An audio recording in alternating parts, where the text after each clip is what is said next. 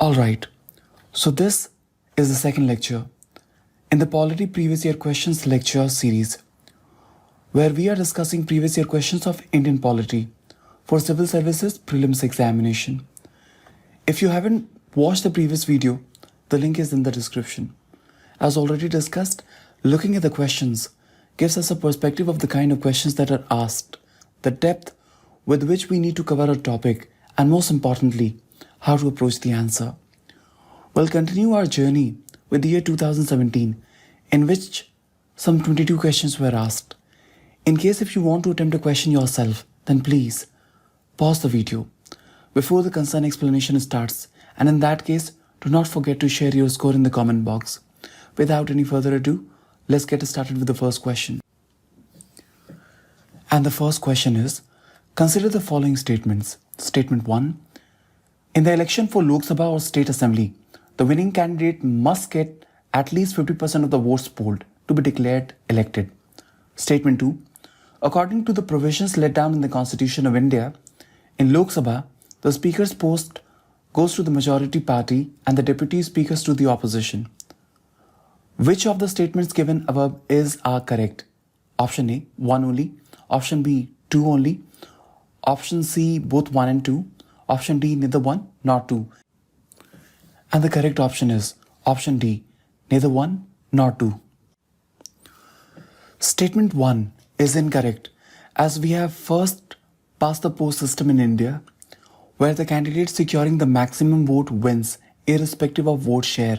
Therefore, option A and C are eliminated.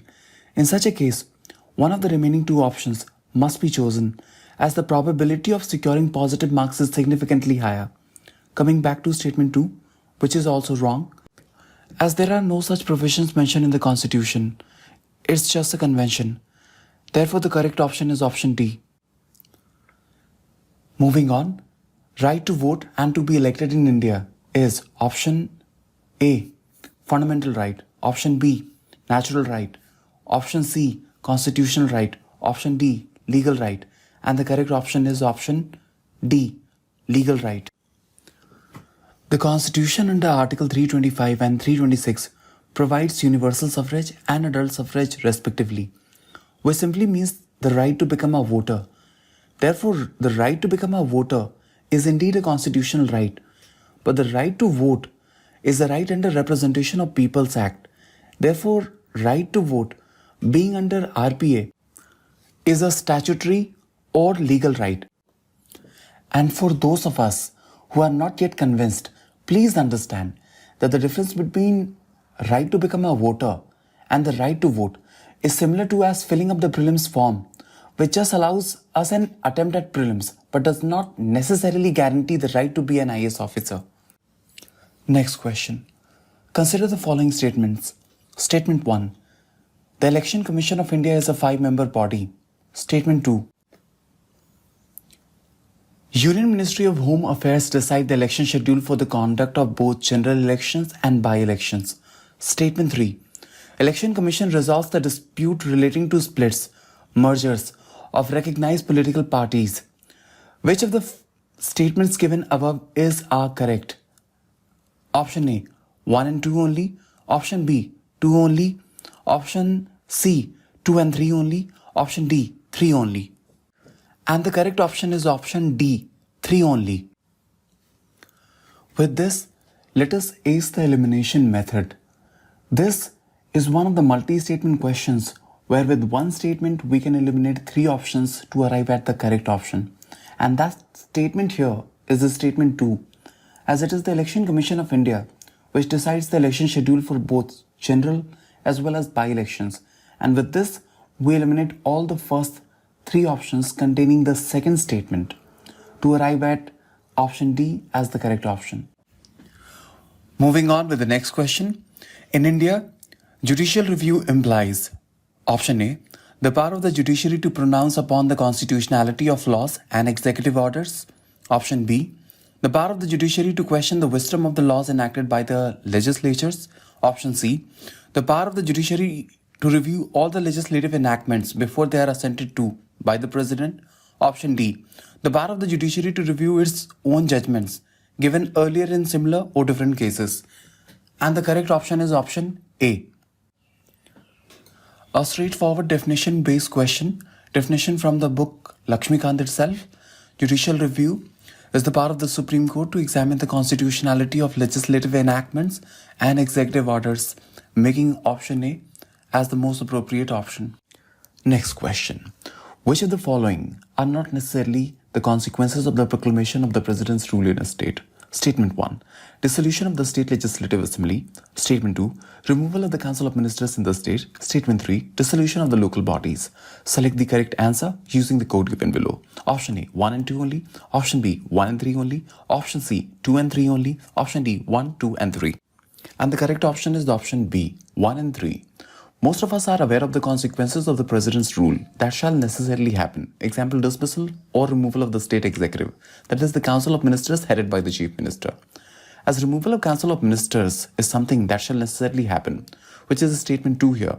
With that, we eliminate option A, C and D containing statement 2 as they contain something that will necessarily happen to arrive at B, which contains outcomes which may not necessarily happen. This is what I refer to MSQ 3. A multi-statement question where with one statement we can eliminate 3 incorrect options to arrive at the correct option, and that statement being statement 2 here. Moving next, which of the following are envisaged by right against exploitation in the Constitution of India? Statement 1. Prohibition of traffic in human beings and forced labor. Statement 2. Abolition of untouchability. Statement 3. Protection of interest of minorities. Statement 4. Prohibition of employment of children in factories and mines. Select the correct answer using the code given below. Option A, 1, 2 and 4 only. Option B, 2, 3 and 4 only. Option C, 1 and 4 only. Option D, 1, 2, 3 and 4. And the correct option is option C with statement 1 and 4 only. This is again what I refer to as MSQ 3, a multi-statement question where with one statement we can eliminate 3 incorrect options to arrive at the correct option. And that statement being statement 2, abolition of untouchability.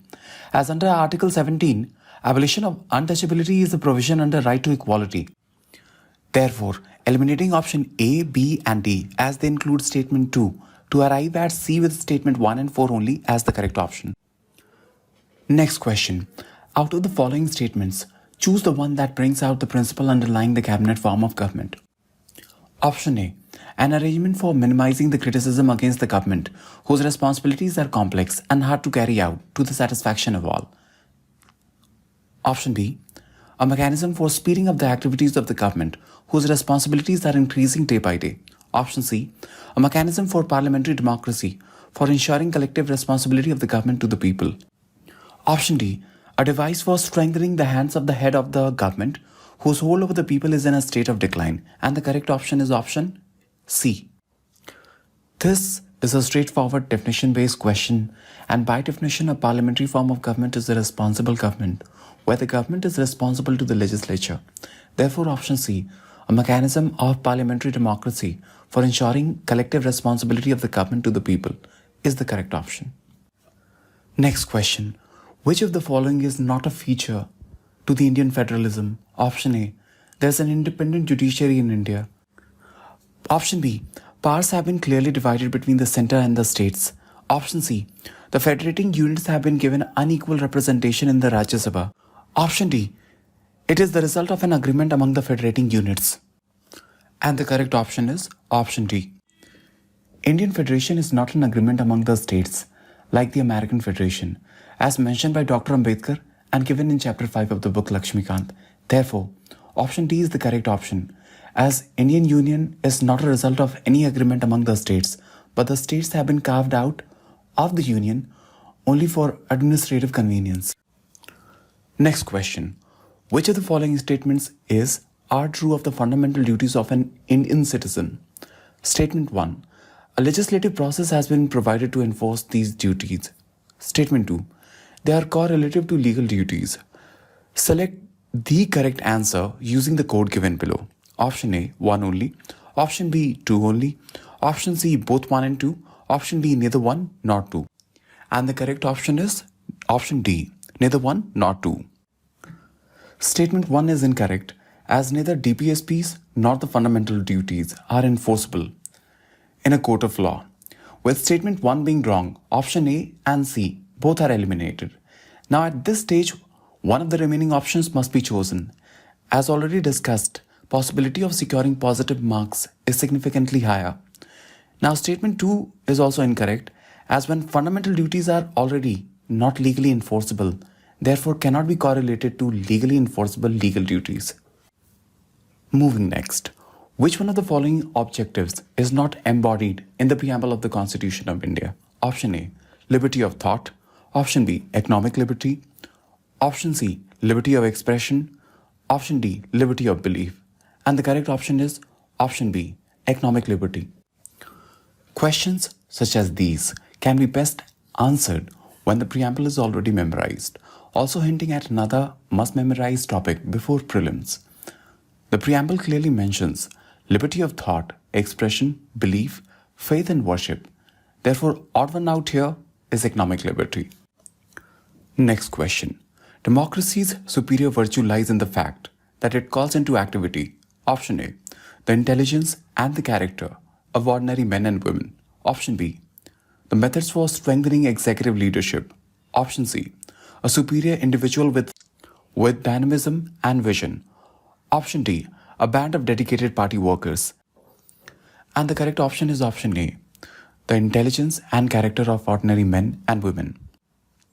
Well, democracy is the government of the people, by the people, and for the people.